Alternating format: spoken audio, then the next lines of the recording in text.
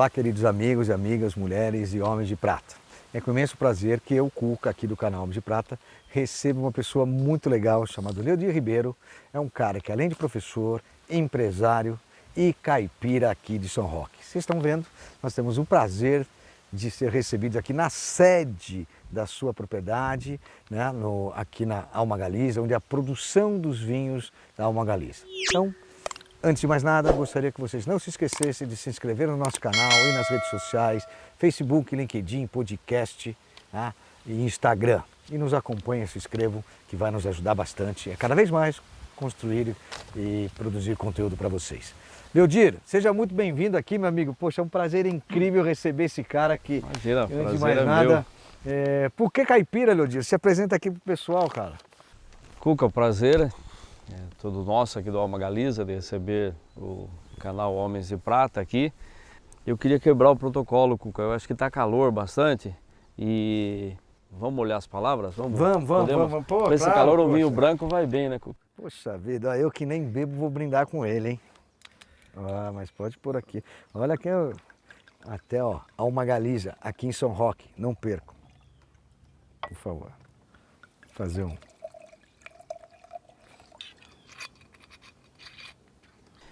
Esse é um vinho branco da uva Lorena, uma uva brasileira desenvolvida pela Embrapa, né?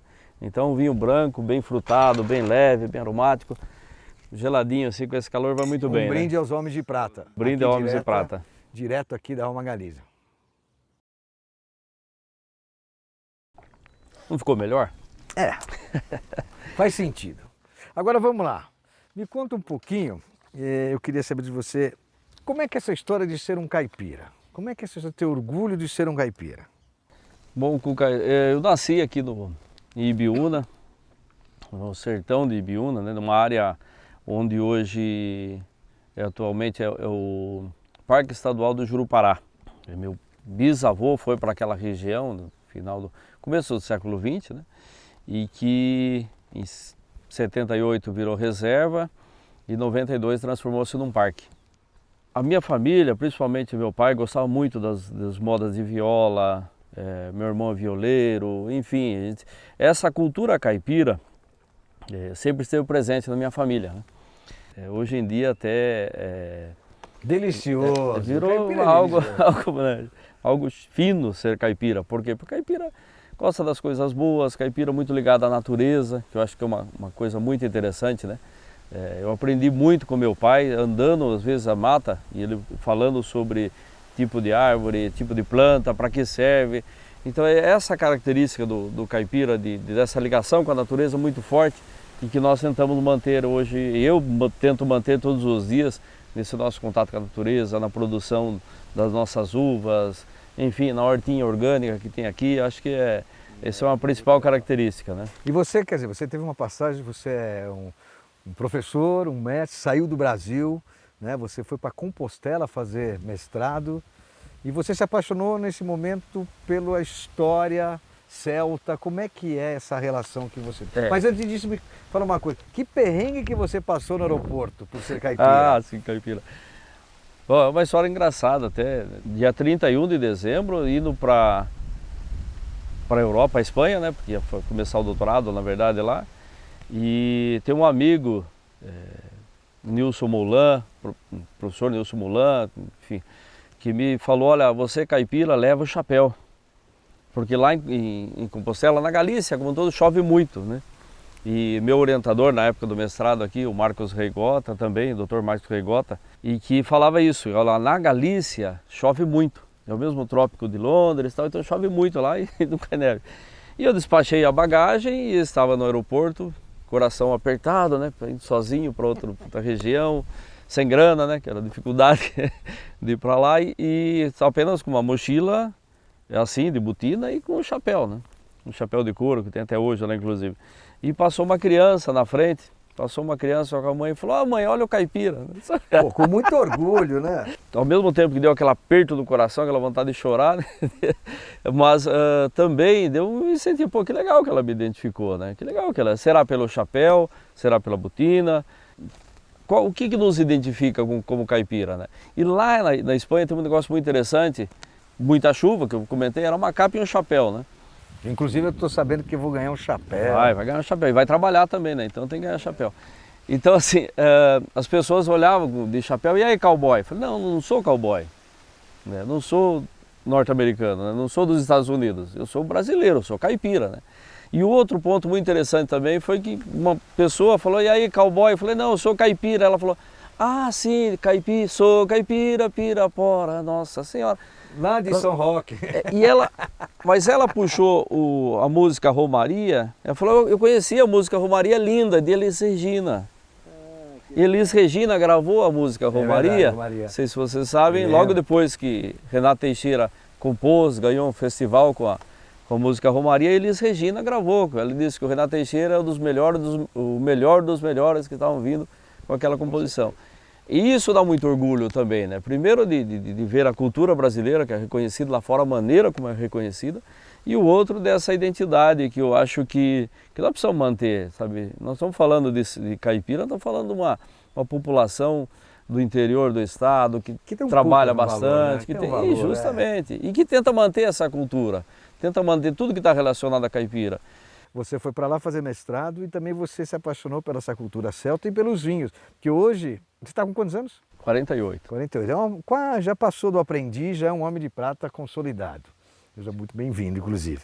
Então, essa cultura celta com a produção de vinho, né? Você também gosta muito de culinária. Como é que você conseguiu unir tudo isso até para chegar hoje, onde nós vamos falar da Alma Galícia? A Galícia, que eu falei que eu voltei com a Galícia Por favor, mostra aqui, olha que legal. Isso aqui voltei com a Galícia no corpo, em todo lugar. Isso é o símbolo da Galícia ou de Compostela? De Compostela. Isso na verdade é a cruz, cruz da Ordem dos Cavaleiros Templários de Santiago de Compostela, na verdade. Bom, a Galícia ela tem duas grandes referências. Uma delas é o Caminho de Santiago, que é muito forte, que é um patrimônio cultural da humanidade.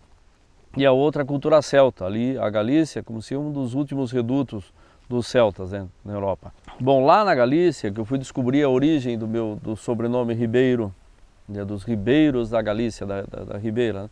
E eu me apaixonei por essa cultura também galega, porque eu até brincava, falei, o galego sempre foi muito próximo, eu me identifiquei muito com o que é a cultura caipira aqui no Brasil, né?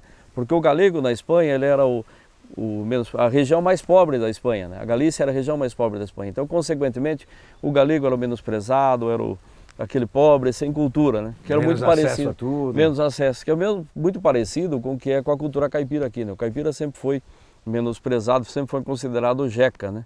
Que na verdade... O jeca tatu, né? O jeca tatu, eternizado por Monteiro Lobato, mas que mostrava uma realidade do Brasil agrícola, do Brasil rural, né? Que hoje é completamente diferente, que quando voltei para o Brasil, o intuito era isso aí, aquilo de falar, vou plantar uva, vou produzir vinho, e começamos a pensar numa marca para isso, uma marca que identificasse, que tivesse essa relação com a natureza, sabe? E isso, a cultura celta é muito forte, né? Nessa relação com a natureza. Vinho é vida, né? Com certeza. Vinho é vida, vinho sabe que tem uma constante transformação. Além do celta, né, você vê. Todo mundo fala, né? Poxa, vamos fazer degustação de vinhos ou vinhos. Mas aqui a gente está num ambiente, depois vocês vão ver aqui do meu lado, tem um parreiral, onde a gente vai pegar uva que vão ser produzidas para um bom vinho e também que a gente pode comer. Então é muito legal. E em que momento você falou, puta, agora é a hora? Porque você tem, além da Alma Galícia, todo o empreendimento vinícola, né? Uhum. Você também tem a estrutura que você recebe, que é uma coisa muito legal. Ele conseguiu fazer um ambiente, um restaurante, que vocês vão conhecer, que é o Alma Galícia. Ele é todo personalizado e temático da Galícia de Compostela, né? E outra, ele também desenvolveu um negócio que são treinamentos que começam agora em finalzinho de 2021, início de 2022, treinamento junto com a associação, né, dos Caminhos de Compostela aqui de São Paulo, treinamento para as pessoas que querem ir, que inclusive eu quero participar quando tiver os caminhos. Eu quero Está convidado. Então, é muito legal como é que você conseguiu não só trazer essa riqueza do interior, esse lado celta incorporado, né, esse contato com a natureza e produzir e dividir isso com todo mundo. Sim, né? Bacana. Sendo um professor, é muito legal. Sim, eu sou professor por formação e, na verdade, eu queria fazer agronomia, né? E por coincidências, do destino, acabei caindo na educação física, sou formado, professor de educação física, tento manter isso. Você foi na Galícia fazer mestrado de educação física? Não, na verdade eu fiz o mestrado aqui no Brasil em educação e fui para lá para o doutorado em educação, em ciências da educação. Continuo lecionando ainda hoje, tento manter lá o mínimo de aula, mas mantendo um pouquinho de aula para manter essa proximidade também com as crianças, que é um negócio fantástico, um negócio que eu adoro e pretendo manter isso até conseguir, né? Hoje temos o Alma Galiza, temos lá a Sampa Vinho em São Paulo, que é a primeira loja especializada em vinhos nacionais, somente vinhos nacionais. Muito legal. Onde é que fica mesmo? Fica na Rua Ferreira de Araújo, em Pinheiros, no bairro Pinheiros, e a loja é especializada em vinhos nacionais. Vale a pena conhecer, eu estive lá. Então hoje temos a Alma Galiza com a adega, a produção de vinhos, depois tem a parte de comercialização, uma taberna, agora está ficando pronto o restaurante, né, que nós vimos lá. Inclusive uma pousada que vocês estão fazendo. E futura, se Deus quiser, teremos uma pousada aí vinculada ao Alma Galiza também. Que é nessa sede, inclusive, que nós estamos. Isso, onde a ideia da pousada é que a pessoa se hospede aqui e fique próximo dessa natureza, vendo aqui, que está um lugar 1.100 metros de altitude aqui, e principalmente próximo dos parreirais, que conheça de onde que vem a uva que nós fazemos os nossos vinhos aqui. É uma experiência, né? É uma experiência, a ideia é isso aí, que a pessoa venha e mergulhe nessa experiência. E como é que você consegue conciliar tanta coisa ao mesmo tempo? Olha, como eu falei, na educação eu tenho poucas aulas durante a semana, então a gente consegue ter um equilíbrio e tem os parceiros também, né? Meus sócios aqui, sócio lá na Sampa Vinho, que a gente consegue dividir as funções ali, né? E o que eu gosto bastante também é isso aqui, de estar no meio da roça, de estar lá atendendo as pessoas lá no balcão do Alma Galiza, porque a gente conversa, conhece muitas pessoas, bate papo, fala um pouco da cultura caipira, da cultura celta, do caminho de Santiago, né? Então gostoso é estar junto ali, toma vinho junto com o cliente, né? Que nessa profissão pode beber em serviço, né? Então, pelo menos a desculpa é essa, né? E agora me fala uma coisa, você não fez o Caminho de Compostela? Não, rapaz. Ele faz tudo, vem aqui. Ele faz tudo para Compostela, vai morar lá, faz mestrado, vende aqui toda essa cultura e não fez. Você vai comigo, hein? Vamos ano que vem. Vamos. Na verdade... Como é que é isso, não fazer estando lá? Essa ideia desse caminho, Caminhos da Galiza, que estamos fazendo aqui, que você, lógico, não é convidado, está convocado a fazermos esse caminho aqui. Deixa eu só explicar, de novo.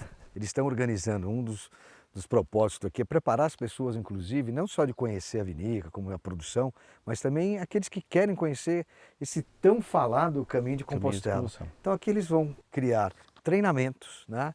Ideias, vão ter palestras, né? Criar grupos que você pode vir e, poxa, eu quero ir, quero me programar. Como fazer? Aqui você vai ter todas as informações, é isso? Sim. Aí eu estou intimado. Isso, e essa parceria com a CACES, que O Marcos disse que não vai. O Marcos tem que vir também, né? Ele disse que vai com 60 anos, ele fez 60 faz 8, pô, ele disse que não foi ainda.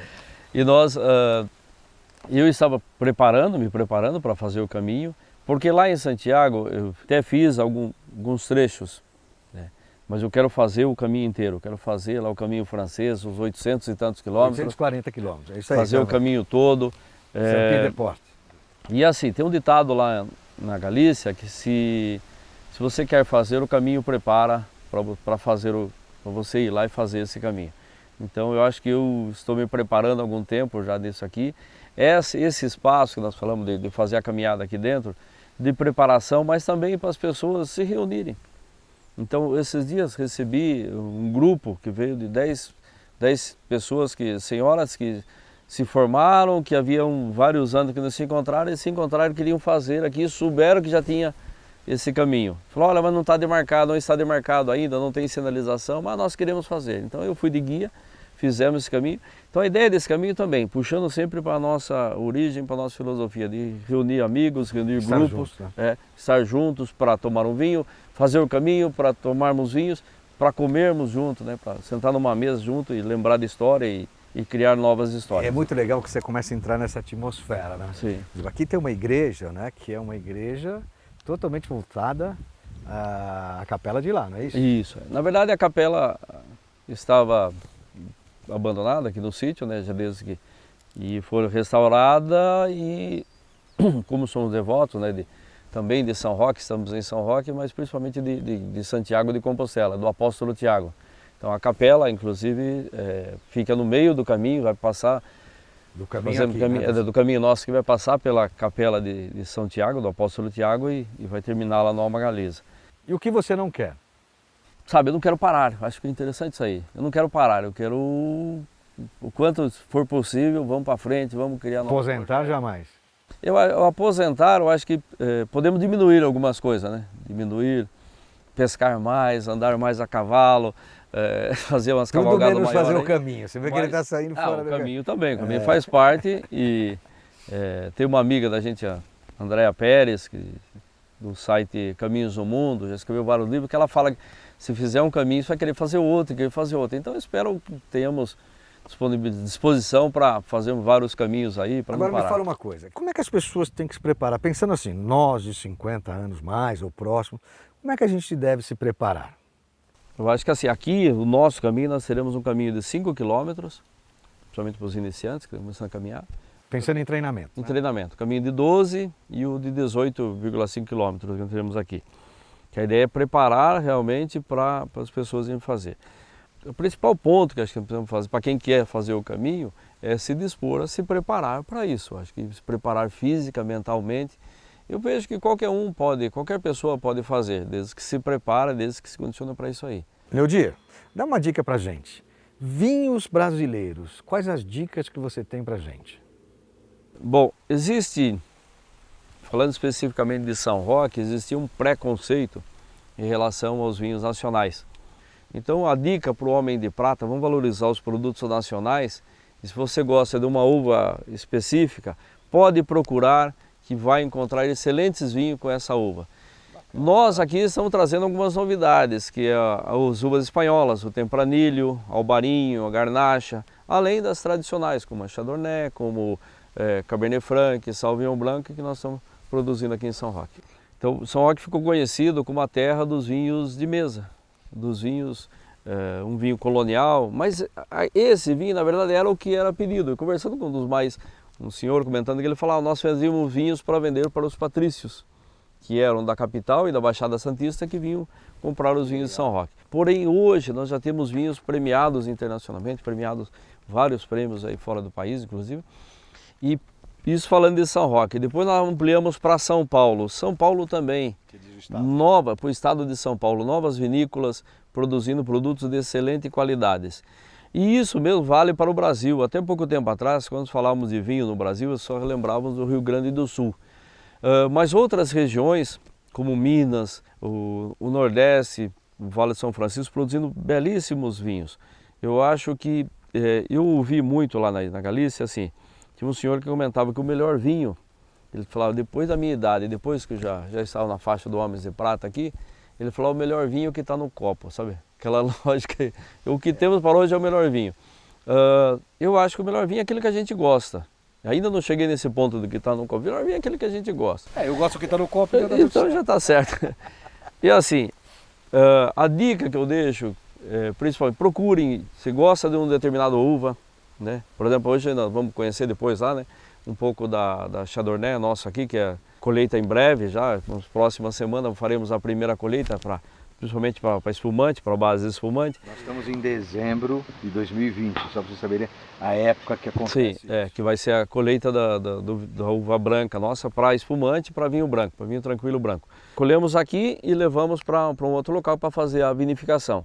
Mas com supervisão do nosso enólogo, com acompanhamento do Instituto Federal de Ciência e Tecnologia, do curso de Enologia aqui de São Roque. É muito importante ressaltar isso aí.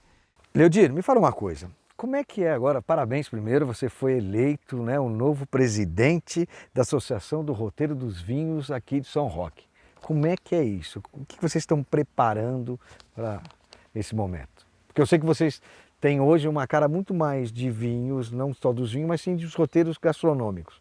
Como é que é essa sua missão aqui com esse roteiro do vinho? Bom, o roteiro do vinho foi criado há já mais de 20 anos, que foi criado o roteiro do vinho. Estruturada, começou lá com 7 empreendimentos, hoje nós somos em 44 empresas, entre vinícolas, restaurantes, hotéis, pousadas, né, nesse roteiro. Hoje o roteiro do vinho recebe em torno de 1,5 milhão de visitantes por ano. Bastante gente que recebemos aqui. Por outro lado, o foco principal das vinícolas hoje é assim, produzir um vinho, umas uvas de qualidade e um vinho de qualidade. E isso está refletindo nos outros empreendimentos. Temos excelentes pratos, excelentes restaurantes, excelentes hotéis aqui no município, mas a ideia é isso aí, que possamos preocupar com a qualidade e o que não podemos trabalhar em cima disso, né? Leodir, muito legal, falamos da Ungaliza, de Compostela, mas e o seu núcleo familiar? Como é que a sua família te acompanha? Hoje você é casado, tem uma filha. Isso. E fala um pouquinho desse ambiente familiar com tudo isso que você faz. Cuca, eu acho que muito importante para a gente poder fazer todas essas coisas é ter o apoio da família, ter a participação da família. Minha esposa está sempre junto, minha sogra, que é a minha segunda mãe, está sempre junto conosco, ela está bem incentivando. Minha esposa, inclusive amanhã, ela está convocada para trabalhar conosco aqui também, já está junto. E minha filha, uma bênção que Deus nos mandou, né, nos enviou, e hoje ela está no 2º ano do curso de arquitetura e já está rascunhando os projetos para nós, né? Vamos conhecer lá embaixo a queijaria, já todo um projeto feito por ela. Inclusive a pousada, você falou que ela, junto com a equipe dela. A pousada, ela juntou com as amigas lá do curso de faculdade, já está desenhando os projetos para nós, propondo dentro da ideia. Eu acho que isso é muito importante. Todos moram aqui em São Roque? Todos aqui em São Roque. A filha, inclusive, adora pescar, então está sempre acompanhando. Tá certo. Caipira. Também. Leodir, aqui um presente do nosso patrocinador, a querida Água Prata. Obrigado. São algumas águas tônicas e mais esse último que é Clube Soda. Obrigado. Com carinho do nosso. Obrigado, agradeço muito ao pessoal da Prata e fica um convite para todos os homens de Prata vir conhecer aqui o Alma Galiza. Não faz isso que você vai ver que vai aparecer aqui. Não, estão todos convidados. Nós vamos organizar um evento aqui para os nossos queridos amigos Homens de Prata e a gente informa tudo. Cuca, obrigado pelo presente. Eu também tenho um presente para ti. Você aqui não vai escapar de ir para o nosso parreiral, então fica um chapéu do Alma Galiza. Né, muito obrigado. Isso aqui é o que eu vou lá para o cultivo. E lá no parreiral. Lá que eu vou pegar as uvinhas que vão ser produzidos os vinhos daqui e também vou experimentar uva. No nosso Lifestyle você vai ver isso. Não perca. Legal, muito obrigado pelo chapéu. Pessoal, espero que vocês tenham gostado. Foi muito legal receber o Leodir aqui no nosso Homem de Prata. Não se esqueçam de compartilhar, se inscrever no nosso canal, colocar sininho no LinkedIn, Facebook, Instagram, podcast. Tudo que vocês lembrarem, compartilhem e se inscrevam. Forte abraço, Homem de Prata, uma geração de valor. Vai bem.